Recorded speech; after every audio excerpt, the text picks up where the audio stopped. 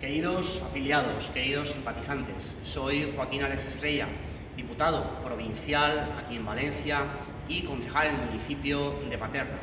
Es una enorme alegría poder dirigirme a vosotros para desearos unas felices fiestas de la Navidad que cierran este 2019, un gran año 2019. Han sido 3 los procesos electorales que han culminado con ese magnífico resultado: 52 compañeros, 52 diputados en el Congreso de los Diputados de Madrid.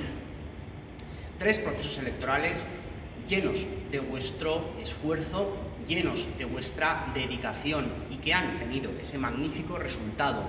Estoy seguro que estas 52 caras visibles van a hacernos sentir muy orgullosos de nuestros principios y nuestros valores.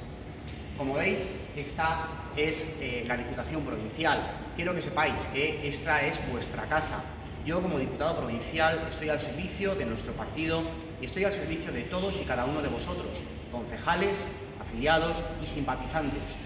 Esta casa siempre estará abierta para plantearme cualquier asunto municipal, dudas sobre cómo resolverlo, cualquier cuestión. De verdad, animaos, venid, planteádmelo y veremos cómo lo resolvemos.